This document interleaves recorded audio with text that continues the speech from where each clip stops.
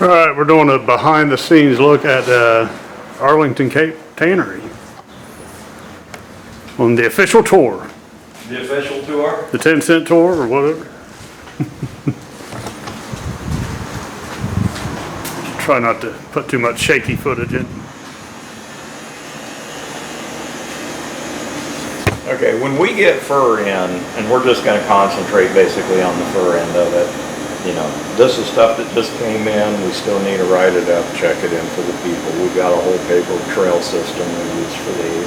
But, you know, you send us in fur that's like this, that's properly scraped and stretched and dried. Makes a big difference on the finished product.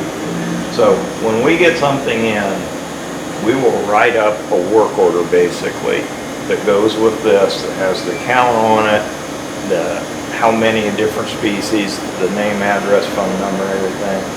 And then it's going to go in a batch, okay, because we do everything in batches.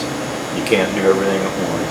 So for the fur, we generally will use fur bags because we know that 2 fur bags pretty well full is going to make 1 tan. You know, with the vat space, we know how many skins, how many pounds of skins we can have in a tan. So that we judge as we're marking the stuff in. But so these will get marked, written up, the work order will be made, the customer will get a copy of the work order, a copy of the work order will go in our folder, in our drawer, and then a copy of the work order goes with the skins. It stays with the skins for where they're stored. And with it getting warm out, now we've got to start getting these things into cold storage now. We're backed up. We get backed up because everything comes out at once. So it's time to start getting stuff into storage. But when they come in dried, and they can be salt dried, but you know, most of the fur will come in this stretched and dried like this. Once we get to them, okay, we need to loosen them up. They need to be soaked so that we can work on them. So what we do in one of these paddle vats,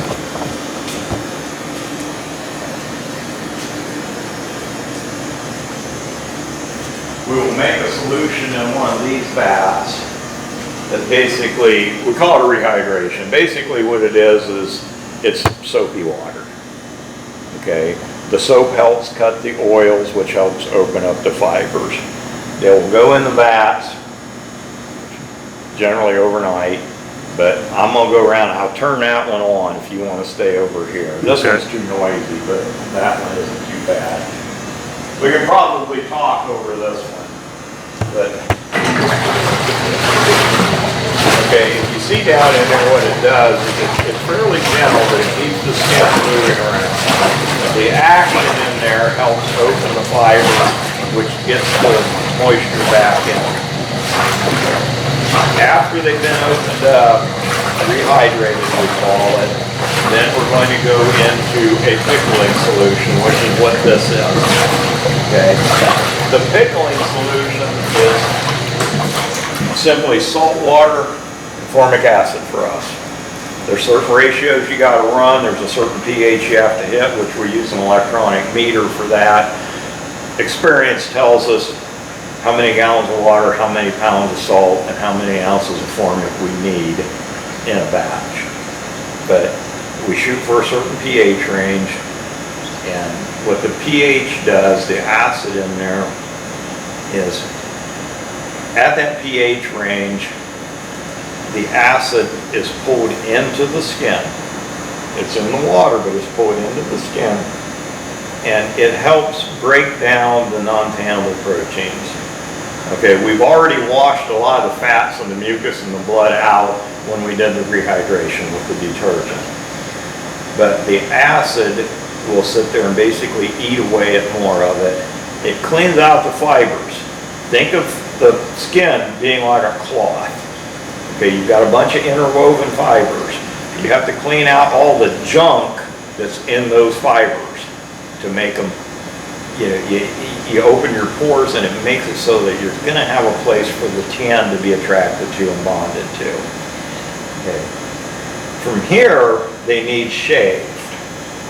Okay, Different species take different ways of doing it, but this and the blades off of this machine, it's over being sharpened right now. But there's a blade that goes on this machine that has a hooked edge, a knife edge, okay, and it's rotating. Okay, and you're standing back here, and this blade's spinning, and you got this guard that you can adjust for how much exposure you want. So you're standing back here, you're going like this, and you're dragging it across, and you're actually you're shaving the skin. You're taking chunks of skin off to thin the skin down. That all varies, excuse me, that all varies depending on the species. Some things are a one and done, some things you get shaved twice because of the neck and shoulders. Some things like beaver will get shaved, complete shave at least 3 times. Because every time you shave them, you go through the next step, they swell one. So after they've been shaved, now they're ready to go through a degreaser, which goes in one paddle vat. It's another soap solution. It washes them. It gives them another wash. It helps clean the fur up.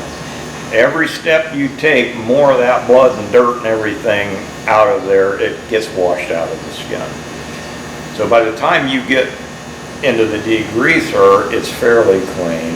Now you're getting any of the residuals that's left as far as the natural fats and that kind of stuff out of there. You need that piece of cloth, you need those fibers completely clean. It's just like the difference between a clean towel and one that's got dirt in it. The one with dirt in it's going to be heavy and stiff. The clean towel is going to be nice and light and soft.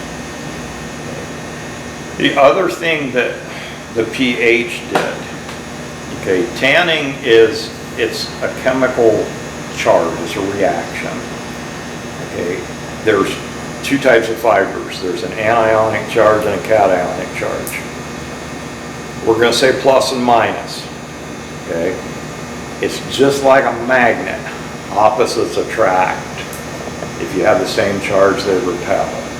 The acid, we're going to say it puts most of the fibers in the skin in a negative charge.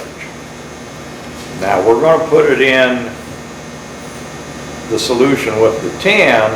The tan itself is a positive charge. There's formulas for the right pH to start at, where the attraction happens, and then a pH to finish at, where the tan actually bonds to the fibers. But because of the opposite charges, now your tan is attracted to the fibers. Say the right pH, you set your tan basically. After that, they need oil, because you cleaned everything out. You took all the fluid, the mucus, the blood, the fat, and everything. You cleaned that out of the skin. So you got to replace that. You got to bulk it back up. Okay. We have specific oils that are formulated for fur dressing and for taxidermy. They're oils that will not go rancid. If you take a raw oil and you paint it on a skin, it's going to go rancid, it's going to putrefy, it's going to oxidize. Okay, so there are special oils that are made specifically for this. Those oils are also charged. A lot of them are multi-charged, so they'll attach to the plus or minus either one. But they are made specifically for being attracted to the tan, which is the easiest way to think of it is you've got this string. The tan has now wrapped the string, soaked into it and wrapped it. Now the oil is attracted to that to lubricate that string so it doesn't stick tight on another string. That's, now you're to the part where you're just going to do softening and breaking and grooming. Okay, for that, we go up to the drums. Okay, so after they've been tanned and oiled, they'll end up hanging until they start getting dry. Now we go to the drums to start cleaning the leather, cleaning the fur. So we got to go back up here for that.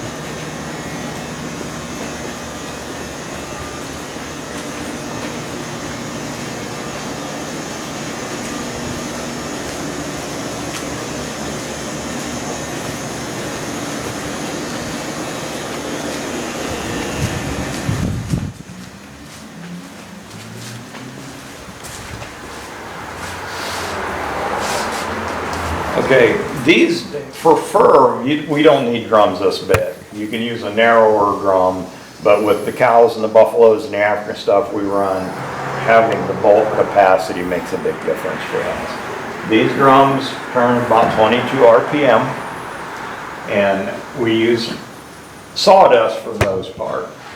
Yeah, that's a maple, kiln-dried maple sifted sawdust is what it is. There's different steps. You know, the first step will be an old dust with mineral spirits that helps clean the oil out of the fur and the splash off the leather. Then we go into newer dust and then newest dust again to finish everything out. But all told, between the 3 drummings for fur, they will spend about 10 hours in one of these drums. Okay, that helps with the cleaning. It also helps with the softening. But after we start the drumming process, we also have to do what everybody refers to as staking. You know, if you see the home tanner stuff, you see somebody working over the edge of a table or got a piece of a disc blade, you know, mounted on a bench, they're going over it and they're breaking the fibers apart. You know, which you have to do because you've got to keep them separate when they dry for them to end up being soft. Well, we've got machinery for that.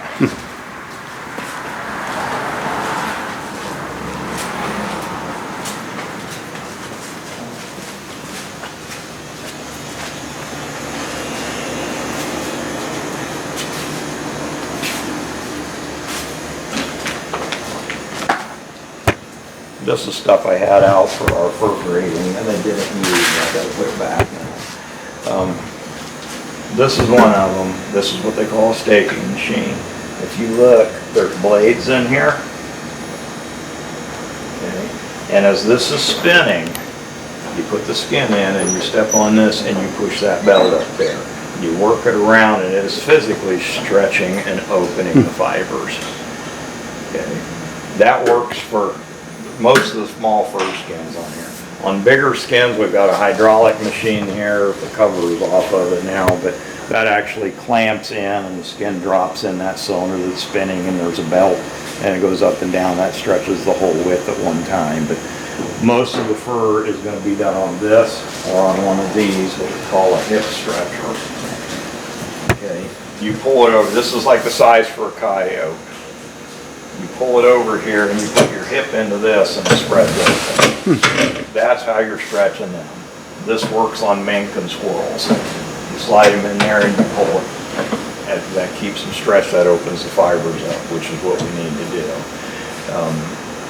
The fibers, once you get it dried with them open, then when you go back in that drum, it softens a lot easier. The tumbling then helps break it and soften it.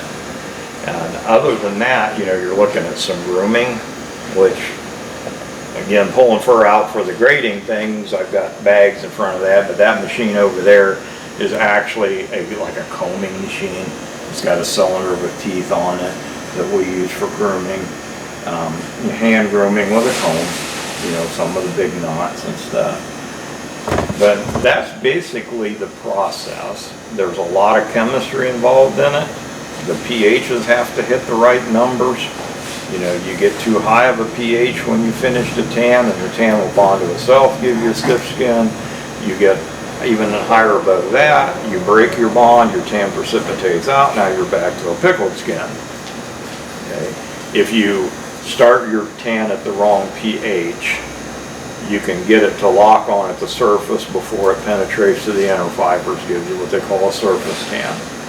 So, there's a lot involved in it. It's not just taking something out of a bottle and squirting it on a skin. I mean, you can preserve a skin with a lot of those kind of methods, but you're not going to get a good, properly dressed skin by doing that. There is a lot involved, a lot of machinery, a lot of time, and a lot of handwork. Cool. Good? Yeah. Good. Yeah. Appreciate it.